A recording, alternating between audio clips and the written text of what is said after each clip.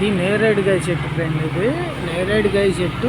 దేనికి దేనికి దీని దీని ఉద్దేశం ఏంటంటే ఫ్రెండ్, ఇప్పుడు నరసింహస్వామి ఉన్నాడు కదా, ఆ గోరులతో స్తంభంలో నుంచి చీల్చి గోరులతో చీల్చి అడవిలో నడుచుకుంటూ వస్తుంటే కనుక ఆయనకి చేతులు మంటలు పడుతూ ఉంటాయి.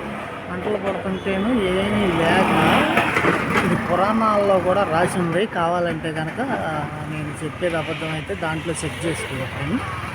ఇది ఈ నేరేడు చెట్టు కనపడితే దీని ఆకులు దూసుకుని ఆ చేతులు రక్తం చేతులు తుడుచుకుంటాడన్నమాట. మంటలు పుడతా ఉండిద్ది. ఈ చేతులు అనేది తుడుచుకుంగానే ఆ మంట అనేది తగ్గిపోయిద్ది అన్నమాట.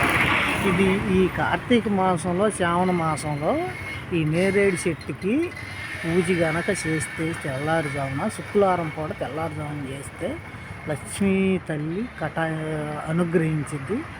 మీ ఇంట్లో మనీ అయితే కనుక తక్కువగా ఉంటే కనుక, మీకు అనుకున్న పనులు అవ్వాలి అంటే కనుక, లక్ష్మీ కటాక్షం ఉండాలి అంటే కనుక నేరేడు చెట్టుని తెల్లారుజామున, శుక్రవారం తెల్లారుజామున పూజిస్తే కనుక మీకు లక్ష్మీ కటాక్షం దక్కిద్ది. నచ్చితే కనుక ఈ ఇన్ఫర్మేషన్ లైఫ్ అయితే కొట్టండి.